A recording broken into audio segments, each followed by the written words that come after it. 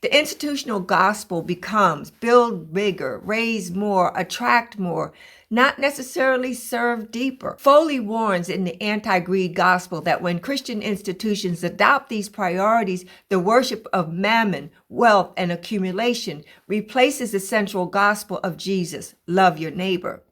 To support this idea, I did some research, and according to Pew Research, it finds that 59% of U.S. adults agree that churches and other religious organizations are too often concerned with money and power. In other words, public trust is eroding because the church's visible priorities look more like a business than a ministry. Meanwhile, according to the Barna Group, it shows a decline in evangelistic engagement. Only about 52% of born-again Christians say they shared the gospel in the past year.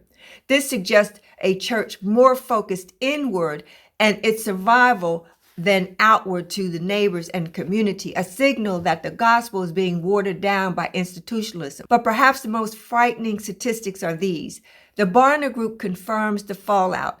72% of U.S. pastors say the most significant problem facing churches today is the watered down gospel. And even among Christians, only 17% hold a biblical worldview, meaning most believers interpret their faith through a cultural or consumer lens rather than scripture. The impact? We have Christians who have a mixture of religious beliefs, number one. Two, they are fiercely independent. Three, they are resolved to do church their way. And four, we have a church that has a distorted view of godly, Christ-like love. People are more lovers of themselves and their possessions than of God.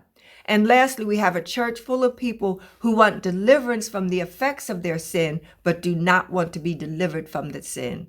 Let that sink in. This concludes the first segment in episode 1. In this segment, I've laid the foundation part of our story, the church's seeker-sensitive messages, and the business-like model that the church has incorporated, which all help pave the way for a gospel that succeeds in growth but fails in justice, neighbor care, and solidarity.